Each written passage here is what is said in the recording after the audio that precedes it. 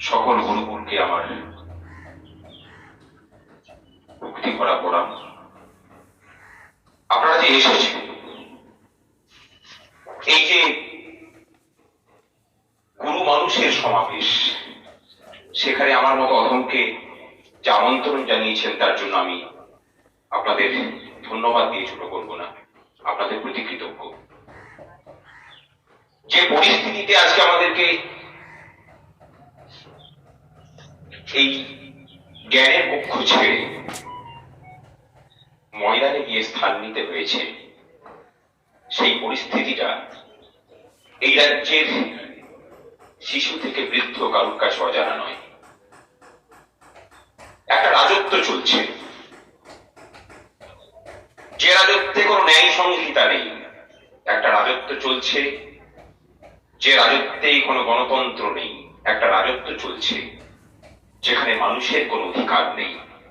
একটা রাজত্ব চলছে যেখানে গণতন্ত্রের নামে স্বৈরতান্ত্রিক একটা ব্যবস্থা চলে। একটা রাজত্ব চলছে যেখানে পুরো সিস্টেমটাকে দুর্নীতির মোড়কে মুড়ে সততার প্লেটে পরিবেশন করা হয়। একটা রাজত্ব চলছে যেখানে প্রতিষ্ঠানের মধ্যে অহংকারটাকে ঢুকিয়ে দেওয়া হয়েছে। আমরা একজনও নেই, এই রাজ্যের বাসিন্দা 10 কোটি মানুষের একটা মানুষও নেই যাকে সেই রাজত্বের দুর্নীতি, তার অহংকার না ছুঁয়ে গেছে। আমরা কেউ সেখান থেকে মুক্ত হই। মুক্ত শুধু একজন মানুষ এবং তার পরিবার আর তার কিছু সভাসদ, যারা বিভিন্ন কুমার নামে ঘুরে বেড়াচ্ছেন বাজারে, ঘাটে, পথে, প্রান্তরে। একটা অভয় বাণী আছে,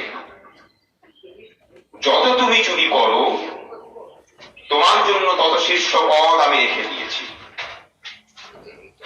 তুমি যদি ব্যবস্থা করতে পারো নতুন নতুন চুরির ফন্দি আঁটার, তাহলে তুমি যাতে আরো ভালো করে সে কাজটা করতে পারো, তার জন্য প্রয়োজন হলে আমি তোমাকে শীর্ষ পদেও বসাতে পারি। এই ব্যবস্থাটার বিরুদ্ধে লড়াই করতে নেমেছেন কারা? এই রাজ্যের মধ্যবিত্ত এবং নিম্ন মধ্যবিত্ত শ্রেণীর প্রতিনিধি রূপে এই রাজ্যের শিক্ষক, কর্মচারী, ডাক্তার, নার্স, ঝাড়ুদার থেকে শুরু করে স্থায়ী অস্থায়ী সমস্ত কর্মচারী, এখন যারা হাবিত্যেশ করে চাতক পাখির মতো বসে আছে আপনার আমার ওনার বাড়ির ছেলে মেয়েটা, যে কখন ওই একটা চাকরির বিজ্ঞপ্তি বেরোবে, তারপরে আমি আমার মেধার পরিচয় দিয়ে কাউকে উৎকোচ না দিয়ে আমার যোগ্যতা প্রমাণ দিয়ে মানুষের সেবা করার সুযোগ পাবো, সেই মানুষগুলো সুখের বিষয় যে রাজ্যে একটা সময় গাছের পাতা পড়লে চিড়িয়াখানায় সিংহের শাবক প্রসব হলেও কারোর অনুপ্রেরণার প্রয়োজন হতো, সেই রাজ্যটাতে তার অনুপ্রেরণা ছাড়াই তার দরজায় গিয়ে তাকে চ্যালেঞ্জ জানিয়ে আসার মতো পরিস্থিতি তৈরি করতে পেরেছে সংগ্রামী যৌথ মঞ্চ এবং তার নেপথ্যে থাকা United primary teachers welfare association. এতদিন ধরে উনি ওনার মোকাবিলাটা করে এসেছেন একটা শ্রেণীর মানুষের কাছে, যারা সেভাবে ওনার চালাকিটাকে, ওনার বুদ্ধিটাকে ওনার মতো করে জবাব দিতে পারে। এই প্রথম বিগত 1 বছর ধরে সংগ্রামী যৌথ মঞ্চ নামক একটা মঞ্চের সাথে ওনার পাল্লাটা পড়েছে, যেখানে প্রতি মুহূর্তে ওনাকে পথ বদলাতে হচ্ছে। এতদিন উনি সরলরৈখিক ভাবে এগিয়েছিলেন। কি সরলরৈখিক ভাবে এগোনো? আমার কাছে তো পয়সা নেই, সুতরাং উন্নয়ন করতে পারবো না। আমার কাছে পয়সা নেই, চাকরি দেবো কোথা থেকে?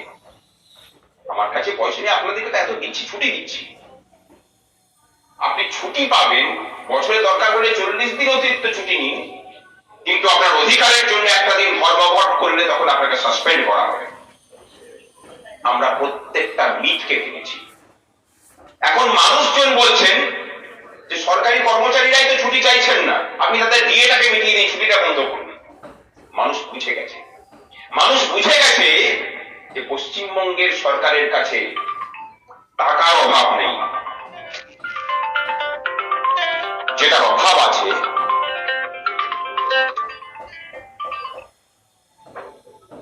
সেটা হলো সদিচ্ছার এবং সেটা হলো সততার। আজ একটা বছর ধরে এই প্রশাসনটার অলিতে গলিতে বিভিন্ন অলিন্দে ঘুরতে ঘুরতে একটা বিষয় আমরা দৃঢ়প্রতীত হয়েছি যে আপনার দ্বারা যদি না হচ্ছে, একটা বছর এই সরকারি কর্মচারীদিকে এই রাজ্যটাকে চালাতে দিন। আমরা দায়িত্ব নিয়ে এই রাজ্যটাকে আপনি যে কানা গহ্বরের মধ্যে ঢুকিয়ে দিয়েছেন, সেখান থেকে আরো শীর্ষবিন্দুতে আরোহণ করিয়ে দেখিয়ে দেব। কারণ এই রাজ্যটার মূল সমস্যা কোন হিন্দু মুসলিম কোন জাতপাত নয়। এই রাজ্যটার মূল সমস্যার নামটা আপনি এবং দুর্নীতি, যা আপনার নামের আরেকটা সমার্থক। প্রত্যেকটা ক্ষেত্রে আমরা চোখে চোখ রেখে কথা বলেছি। আমরা করতে নেমেছিলাম, আমাদের বক্তব্য খুব পরিষ্কার, আমরা কাজে ফাঁকি দেব না, কিন্তু একটা পয়সা তোমার কাছ থেকে কম নিতে রাজি নই। সেই একটা পয়সার মানটা ঠিক হবে কিভাবে? না স্বাভাবিক, সারা ভারতবর্ষ জুড়ে আমার গোত্রের কর্মচারীরা যেটা পান আমাকেও সেটা দিতে হবে তোমাকে। এক দেশ এক ট্যাক্স যদি হতে পারে, এক বেতন কেন হবে না? একই দ্রব্যমূল্য আমাদের সকলকে প্রভাবিত করে। দাবিটা খুব স্পষ্ট ছিল এবং আমরা জানতাম যে দাবিটা ন্যায্য ছিল, ন্যায্য আছে, ভবিষ্যতেও ন্যায্য থাকবে। আমরা মাথা নত করিনি। যেদিন 4% দিয়েছেন সেই দিন নবান্নের নাম শুনে বহু চেষ্টা করেছিলেন যাতে করে নবান্নের সামনে পর্যন্ত আমরা যেতে না পারি। তারপরে যখন দেখলেন যে আইনের বুদ্ধিতে এঁটে উঠতে পারলেন না, বাইরে বেরিয়ে এসে সরকারি ওনার তাবেদার আইনজীবীরা এবং পুলিশের লোকেরা বলছেন যে এত এমন ভাবে প্রিপেয়ার হয়ে কেস করতে এসেছে যে একটা জায়গায় ফাঁক রাখেনি, নবান্ন আটকাবো কিভাবে আমরা? আমাদের প্রশ্ন এবার, তাহলে বিগত 12 বছর ধরে রাজ্যের যে এত বিরোধী শক্তি, তারা কেন নবান্নের সামনে যেতে পারলেন না? তারা কেন হরিশ মুখার্জি দিয়ে কেন একটু মিছিল করতে পারলেন না? কেন এইরকম করে একটা গণতান্ত্রিক রাজ্যের মধ্যে এইরকম আপত্তি সম্পত্তির জমিদারি ছেড়ে রেখে দেওয়া হলো? তাহলে কোথাও কি এই রাজ্যের মানুষের চোখে ধুলো দিয়ে একটা গা বাঁচিয়ে চালার খেলা চলছে? এই প্রশ্নটাও কিন্তু এবার এই রাজ্যের শিক্ষিত মানুষ করছেন। লড়াইটা কি শেষ হয়ে গেছে? একদমই নয়, লড়াইটা সবে শুরু হয়েছে এবং শুরুটা হয়েছে সেটা উনি টের পেয়েছেন। আর টের পেয়েছেন বলে বিগত 1 বছর ধরে আর ঘেউ ঘেউ মেউ করবেন না এসব বলার সাহস পাচ্ছেন না। চেষ্টা করেছিলেন পৃথকীকরণ করার।